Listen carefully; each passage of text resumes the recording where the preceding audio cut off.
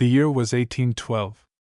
America was still a young nation, barely finding its footing, and yet it was already staring into the jaws of another war. The British Empire loomed on the horizon, their ships casting shadows over the Atlantic coast, and their influence stretching like a hand eager to squeeze the breath out of the fragile republic. But far away from the bustling ports and political chambers, beyond the cobblestone streets of the cities, there was a place the maps barely touched: the frontier. The frontier was more than a line on a chart. It was a living, breathing expanse of untamed wilderness, stretching across mountains, rivers, and dark forests that whispered with the sounds of creatures no one had yet named. Settlers called it the edge of the world. Beyond it lay uncertainty, danger, and for the bold, the promise of something extraordinary. It was into this raw and restless land that Samuel Hawthorne arrived. No one in the small frontier settlement of Black Ash Creek knew exactly where he had come from. He appeared one fog-draped morning, leading a horse that looked as if it had traveled for days without rest. His coat was unlike anything the locals had seen, stitched from a material unfamiliar to any frontier tailor, and his eyes, a pale steel gray, seemed to look not at people, but through them, as if he was studying a world that wasn't entirely his own. Samuel spoke little at first, but when he did, his words carried an odd weight, as though each one had been carefully chosen. The townsfolk, hardened by years of survival, were no strangers to outsiders, yet something about Hawthorne unsettled them. Children whispered about him behind their mothers' skirts, claiming he could appear and vanish without warning. The blacksmith swore he'd seen Samuel staring up at the night sky for hours, murmuring in a language no one recognized. Whispers turned into speculation. Some thought he was a deserter from the British Army. Others believed he was a trapper or a fur trader who had spent too long among the wild tribes and gone strange. But there was one rumor that refused to fade: the idea that Samuel Hawthorne was not from any place on earth at all. The seed of that rumor was planted the night Samuel sat in the dim light of the tavern and, for reasons unknown, decided to tell a story. He spoke of lands beyond the horizon where the air shimmered with colors no one had names for, of cities made of glass and stone that touched the clouds, and of wars fought with weapons so terrible the ground itself would burn. His voice was calm, but every ear in the room hung on his words. When someone laughed and called him a liar, Samuel only smiled faintly and said, "You will see for yourself. Sooner than you think." Then he finished his drink, stood, and walked into the night without another word. From that moment, the people of Black Ash Creek watched him differently. And as the War of 1812 crept closer, as rumors of British troops moving through the wilderness reached their ears, strange events began to stir in the shadows. Some said Samuel Hawthorne knew things before they happened. Others claimed they saw him standing at the edge of the forest speaking to someone no one else could see. And soon, the settlers would realize that whatever world Samuel Hawthorne came from, it had begun to follow him here. This was the beginning of a tale the frontier would never forget. The year was 1812, and the frontier was a restless beast. The war between the young United States and Britain had erupted, but far from the battlefields, deep in the wild timberlands beyond the Ohio River, life followed its own dangerous rhythm. The forest here was ancient, a cathedral of towering oaks and maples whose branches whispered secrets in the wind. The air smelled of pine resin and damp earth, and every sound, from the rustle of a squirrel to the distant howl of a wolf, carried a weight of uncertainty. It was on a cold October morning when Samuel Hawthorne appeared. No one saw him arrive. One moment, the trail outside Fort Winchester was empty. The next, there he stood, tall, thin, pale as though the sun had not touched him in years.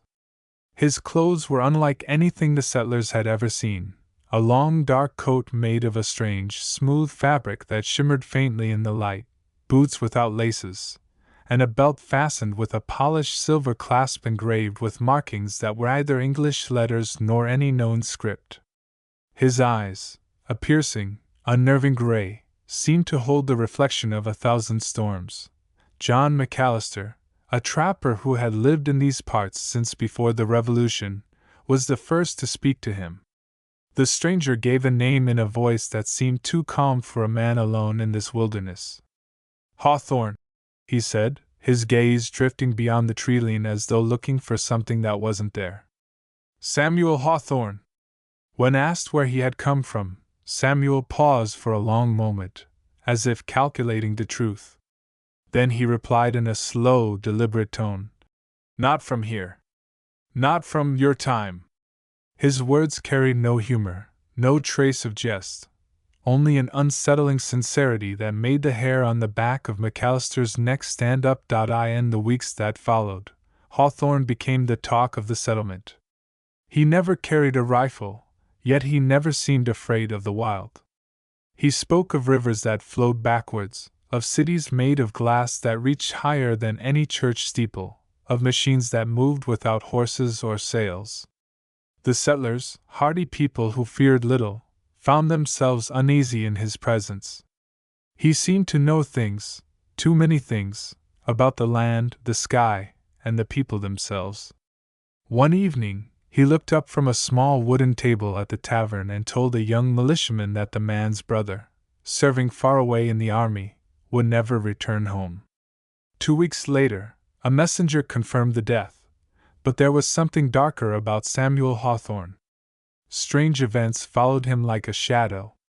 Wolves, which usually kept their distance from the settlement, began appearing at the edge of the clearing, watching with unnatural stillness.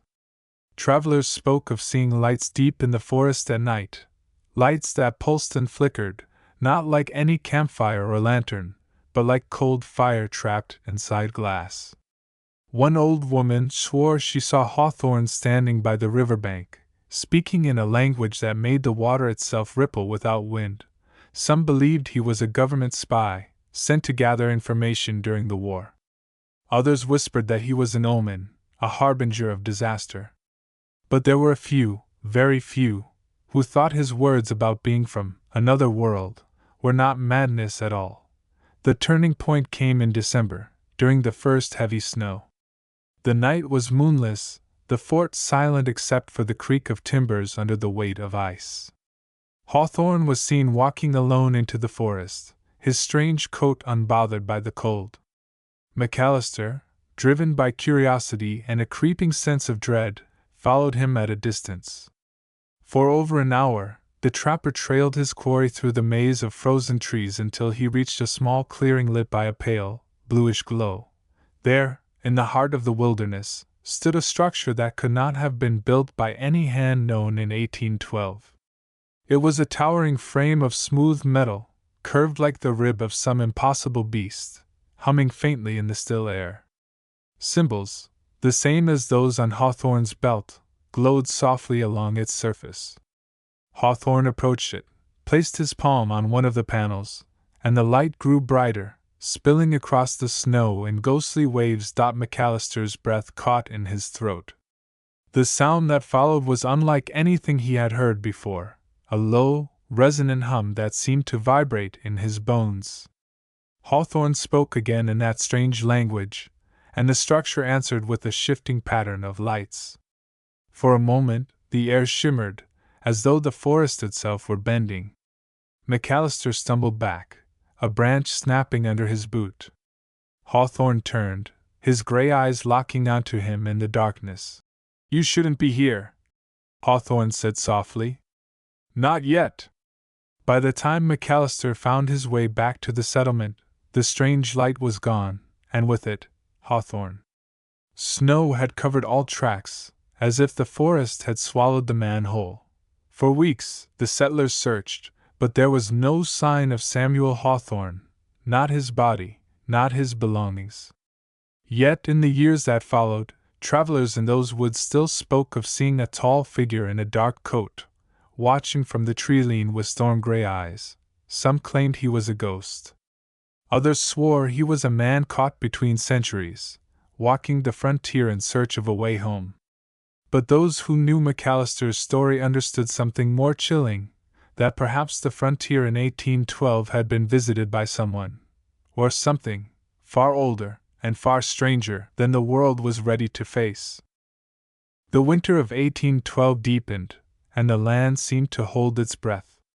Snow lay heavy across the timberline, and even the river flowed sluggish under its armor of ice. The war to the east raged on, but here in the wilderness, another kind of battle began to stir, one that no musket or cannon could fight. 3 weeks after Samuel Hawthorne vanished into the forest, McAllister found signs that he had returned. At the edge of the clearing where the strange metal structure had stood, the snow was melted in perfect circles, steam rising as if from a hidden fire beneath the ground. The trees bore no frost, their trunks warm to the touch, and an acrid scent, either smoke nor rot, lingered in the air. That night, strange drums echoed faintly through the woods. They were not the drums of Shawnee warriors nor the cadence of any military march. The beats were slow, deliberate, each one followed by a deep, resonant tone that seemed to come from the earth itself. Settlers woke in silence, too afraid to light their lamps. Wolves stood at the edges of the settlement again, eyes glowing like embers, unblinking. By midwinter, sightings of Hawthorne multiplied. Some claimed to see him standing on the frozen river, untouched by the wind, staring eastward. Others swore they saw him walking among the militia campfires, though he never left footprints in the snow. Each time he appeared, strange weather followed, sudden thaws, storms that rose from clear skies, and once, a green aurora that shimmered for hours above the tree-line. McAllister began to believe that Hawthorne was not here for the people at all, but for the land itself. He remembered Hawthorne's words in the clearing, "Not yet." Whatever that meant, it chilled him more than the winter wind. When he spoke of these fears to the old woman who had seen Hawthorne by the river, she nodded grimly and told him the old Algonquin stories, of beings who could walk between worlds, arriving in times of great change to either protect the land or claim it for something beyond human understanding. The war crept closer. Messengers arrived with news of British forces advancing from the north, allied with native warriors who knew these forests far better than any settler. But as tension rose, so too did the unexplainable. Gunpowder in the fort's storehouse turned to fine black dust overnight useless. Horses bolted at invisible threats. Scouts vanished without a sound. It was in the midst of this growing chaos that Hawthorne came to McAllister one final time. No one saw him enter, yet there he stood in the trapper's cabin, snow melting from his boots onto the floor. His gray eyes held none of the storm now, only an urgency that made McAllister's breath hitch. "They are coming," Hawthorne said quietly. "Not the ones you think. When they arrive, your war will mean nothing." Before McAllister could ask who they were, Hawthorne placed something in his hand, a small disk of the same strange metal as the structure in the clearing, its surface etched with glowing symbols. "When the sky turns green again," he said, "go to the river. You will see." Then he was gone, as if the shadows had swallowed him. The green light returned 3 nights later. The winter of 1812 was unkind to the frontier. Snow lay deep across the land, muffling sound and slowing movement. The war raged far to the east, but the people of Fort Winchester felt its ghostly pull in every rumor and every letter carried by weary riders. Yet a quieter, more personal war was beginning to stir among them, one that had nothing to do with redcoats or muskets, and everything to do with the strange figure they thought had vanished into the woods. Samuel Hawthorne returned as suddenly as he had disappeared. One morning, just before dawn, a militiaman spotted him standing by the main gate, frost clinging to his coat yet his breath not visible in the frigid air.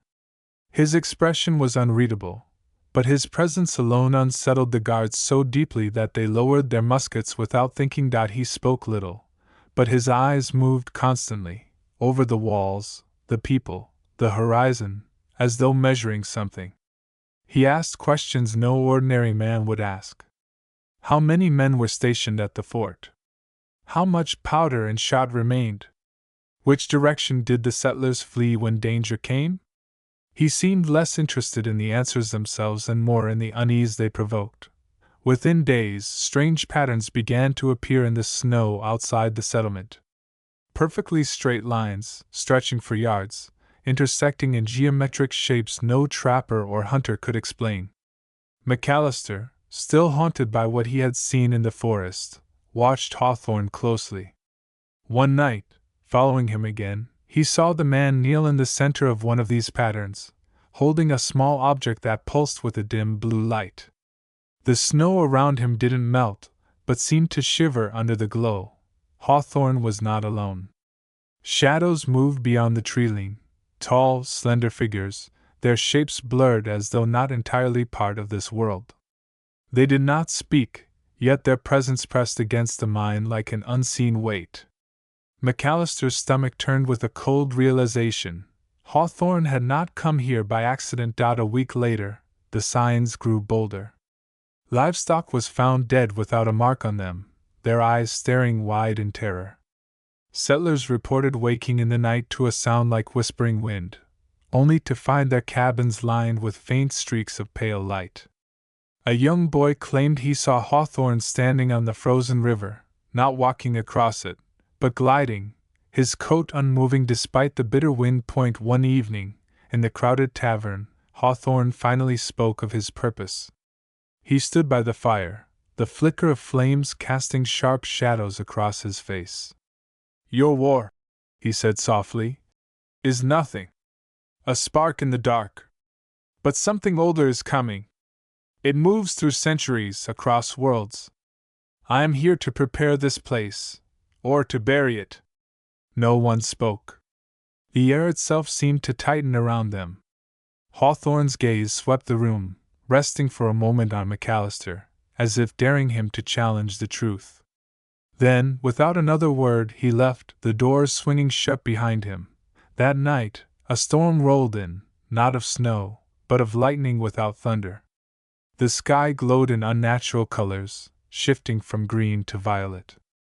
The settlers cowered indoors, whispering prayers, while above the fort, faint shapes circled, blotting out the stars for seconds at a time. By morning, half the geometric patterns in the snow had been burned into the earth beneath, leaving blackened marks that no shovel could scrape away. Hawthorne was gone again, but McAllister knew, this time, he had not left alone. Somewhere in the frozen wilderness, the stranger was preparing for something far greater than any frontier folk could understand. And whatever it was, the War of 1812 would soon become the least of their fears. Chapter 5. The Battle at the River. The green light did not fade. It swelled across the night sky, pulsing in rhythm with the deep, inhuman hum that rolled through the ground. McAllister, clutching the strange metal disc, felt each vibration in his bones. Outside, the militia scrambled, muskets ready, believing this to be some new British trick.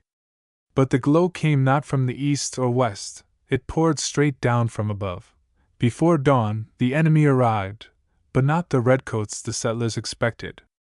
From the forest's edge emerged figures both familiar and alien, men in tattered British coats walking in step with tall, slender shapes that shimmered like heat mirages.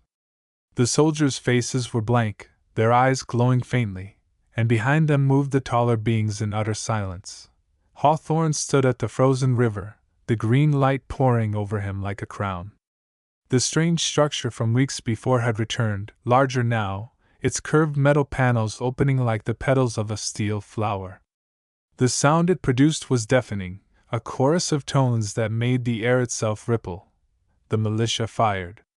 The shots cracked through the air, and vanished. No sound, no impact, as though the bullets had been swallowed mid-flight. The taller beings moved forward, their steps leaving no mark in the snow.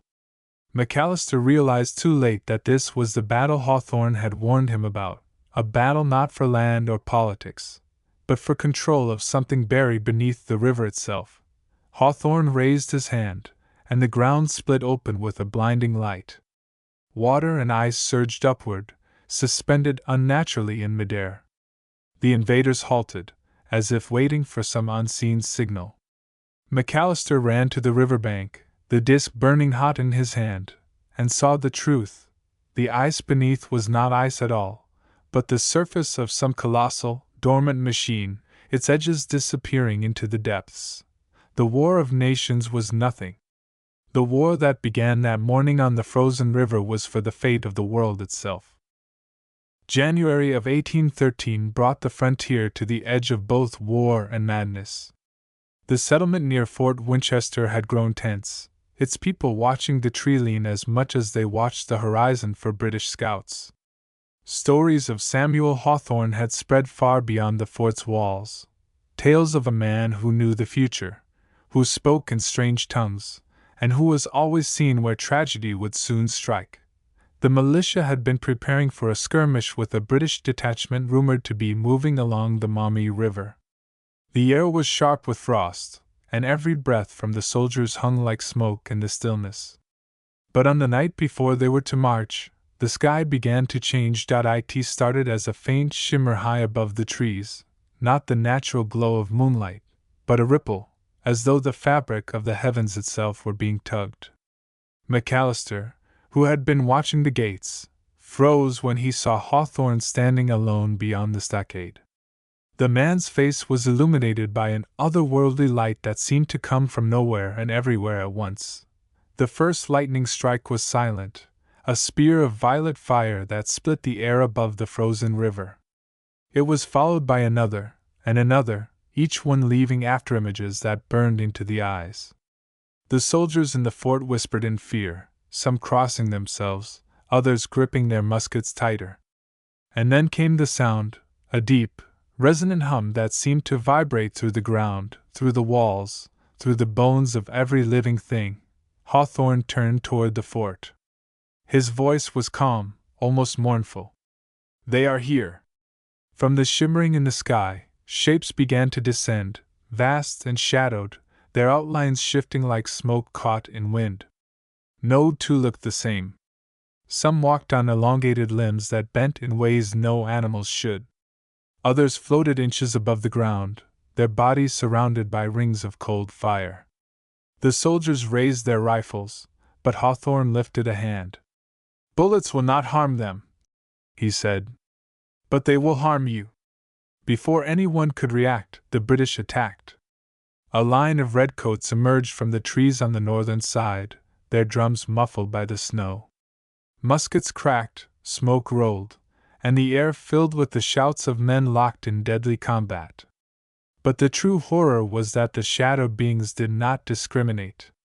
They moved through both sides of the battle, their strange forms flickering in and out of sight, striking with sudden flashes of light that left nothing behind but charred earth and ash. McAllister saw a British officer turn to fire at one of the shapes, only for his musket to dissolve into nothing in his hands. The man screamed, and then his body collapsed into a heap of gray dust that blew away on the wind. On the American side, a young militiaman tried to run, but one of the floating rings of fire passed over him, and his body simply vanished. Through it all, Hawthorne walked among the chaos, untouched. Wherever he stepped, the beings paused, as if recognizing something in him. In his hand, he carried that same pulsing blue device McAllister had once seen, only now its light was blinding, casting long, distorted shadows across the snow. The fighting turned desperate. Men fired blindly at shapes they could barely see. The cries of the wounded were drowned by that deep, unending hum from the sky. The air itself grew heavy, the frost turning black on the ground. Then Hawthorne stopped in the center of the battlefield, raised the device high, and spoke in his strange language, louder than McAllister had ever heard him. The words seemed to cut through the noise of war, echoing in the minds of everyone present. The shadowed beings froze, their forms flickering violently. The sky shimmered again, and one by one they began to retreat, drawn upward into that rippling darkness above. The silence that followed was worse than the battle. The snow was scorched in great circles. Dozens of men from both armies were gone without a trace. The survivors stared at Hawthorne, their faces pale with terror. He lowered the device and looked to McAllister. "This was only a breach," he said. "If the barrier falls completely, there will be no world left to save, not yours, not mine."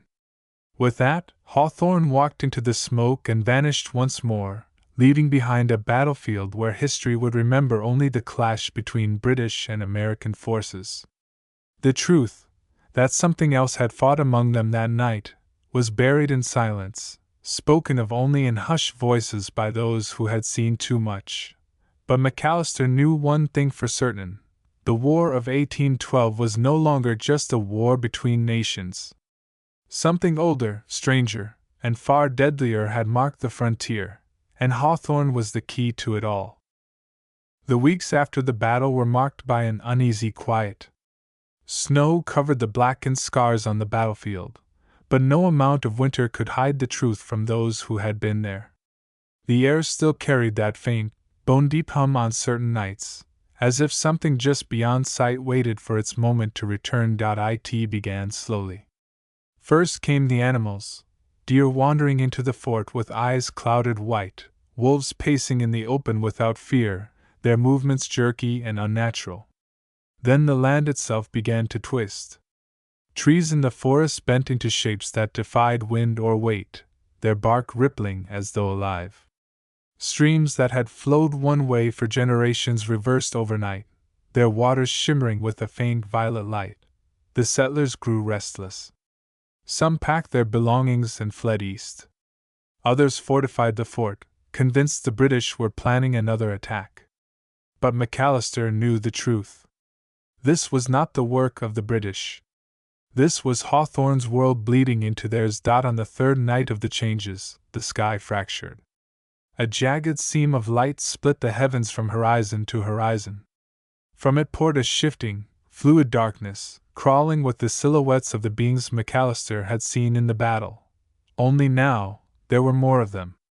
They moved like a tide across the land, their forms flickering between shapes that made the human mind recoil. In the center of it all, Hawthorne stood upon a ridge, his device blazing brighter than ever. His voice rose above the unnatural wind. "The barrier is collapsing. Once it is gone, neither of our worlds will remain." The ground split, swallowing trees and cabins alike. The air stank of ozone and ash. Men and women clung to one another as the shapes closed in, their cold fire lighting the snow in unnatural colors. McAllister realized that Hawthorne was not here to save them alone. He was here to make a choice. One world would survive. One would not. With a final shout in his strange language, Hawthorne raised the device high, and the light engulfed everything. The frontier of 1812 vanished in a blinding storm of sound and fire, and the fate of the land was left hanging between two worlds. The light did not fade at once. It clung to the world in a blinding haze, a radiance so intense that every shadow was burned away. McAllister could feel it searing into his mind, pressing strange visions behind his eyes, glimpses of a place both alien and familiar. Towering spires of glass rose from oceans of black water, and skies rippled with colors no human tongue could name. Shapes moved there too, neither fully beast nor man, their movements graceful and terrible all at once. When the haze broke, the frontier was gone. The fort, the frozen river, the ancient trees, all had been replaced by a jagged plain of dark stone stretching toward a horizon warped like a bent mirror. Overhead, the sky churned with two suns and a sickle-shaped moon that pulsed like a beating heart. The settlers who had survived stood scattered across the plain, dazed and silent. Some fell to their knees, clutching the earth as if it might steady them. Others screamed into the alien wind, their voices carried away by an echo that did not belong to this world. Hawthorne was there, standing at the edge of a cliff that overlooked a bottomless chasm glowing with violet fire. The device in his hand was dim now, its light flickering like a dying ember. He turned to them, his voice heavy with exhaustion. "This is the threshold," he said. "We cannot go back. The barrier has collapsed. Now only one world will endure. The beings emerged from the haze, hundreds of them, their forms shifting between nightmare and shadow. They surrounded the survivors, not attacking, but waiting. Hawthorne stepped forward, speaking in his strange tongue, and the air trembled with each word. The creatures turned their gaze toward him alone, ignoring the rest. McAllister realized then that this was the final bargain. Hawthorne was not fighting to destroy them, but to decide whether his world or theirs, the old frontier or this alien realm, would be spared. The wind roared, carrying the scent of burning metal. Hawthorne raised the device one last time, the dying light flaring bright enough to blind them all. And as it burst, the plain, the sky, the creatures, and the man himself dissolved into nothing, leaving McAllister standing in an empty white void, the silence so complete it felt like the end of time. Only one world had survived. But which one? McAllister could not yet tell. The white void swallowed everything, sound, sight, even the weight of the body. McAllister floated in that emptiness, unsure whether seconds or centuries were passing. Then, like ink spilled into water, faint shapes began to seep into the nothingness. At first they were shadows without form, then colors, then fragments of familiar things, the grain of wood, the smell of pine, the distant murmur of a river. He blinked, and the world returned. But it was not the same world he had known. The fort stood again, yet its timbers shimmered faintly, as though built from something more than wood. The trees beyond the walls swayed in a wind he could not feel. The sky above was the color of late afternoon, but in it hung not one sun, not two, but a single glowing sphere that shifted subtly between gold and silver, as if undecided which it should be. The settlers were there, though fewer than before. Their eyes seemed deeper, their movements slower, as though they were listening to something just beyond hearing. None spoke. McAllister felt it too, a low vibration, the same hum he had heard on the night of the battle, now constant, like the heartbeat of the land. Hawthorne was gone. No trace of his coat, his device, or the strange markings that had followed him. Yet the beings he had spoken to were not absent. At the edge of the forest, tall figures stood, motionless, half shadow and half light, watching. They did not advance, but their presence was as much a part of the land now as the rivers and hills. McAllister understood, with a chill that ran to his bones. The frontier had survived, but it had not survived alone. This was no longer the world of 1812, nor the alien realm Hawthorne had come from. It was something in between, a place born of both, where history and nightmare would walk together. Somewhere, perhaps in some far corner of this blended reality, Hawthorne still walked. But if he did, it was no longer as a stranger among men. He was part of this new world's foundation, its protector or its doom. And McAllister knew one thing with grim certainty: the true conflict had only just begun. The white void had vanished, but the silence it carried still lingered in McAllister's mind. The fort stood where it always had, yet it was no longer bound by the same laws of nature. Its walls shimmered faintly, sometimes appearing older than time, other times as if freshly built moments ago. Beyond the gates, the forest stretched in unnatural symmetry, trees lined as though by a careful hand, their leaves whispering in a language the wind could not make. The settlers moved through this altered land with caution. Their faces bore the same distant look, their eyes fixed on horizons that seemed to shift with every blink. Children laughed without sound, and shadows did not always match the shapes that cast them. The constant low hum in the air had become part of life, a reminder that the world they knew had been remade. At the forest's edge, the watchers remained, tall figures of shifting shadow and light. They made no move to attack, but their gaze was heavy, as if weighing every breath taken in this new frontier.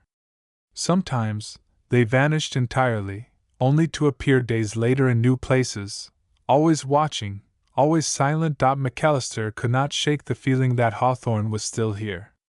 The man's presence clung to the altered world like an afterimage burned into the sky. At night, McAllister dreamt of him, standing on high cliffs above oceans of black water, speaking to the watchers in that strange, ancient tongue. In those dreams, Hawthorne's expression was never the same, sometimes defiant, sometimes weary, sometimes almost afraid. The seasons no longer followed their course. Frost bloomed in summer. Flowers glowed in the snow. Stars wheeled in strange patterns overhead, and the single shifting sun sometimes pulsed like a living thing. The settlers tried to adapt, but McAllister knew these were signs. The seams between worlds still strained, and one day, something else would come through. The frontier had been spared destruction, but at a price. It was now a land where the known and the impossible walked side by side, where history itself had been rewritten by the merging of two worlds. And somewhere in the depths of this shadow frontier, Hawthorne's fate, and theirs, would be decided.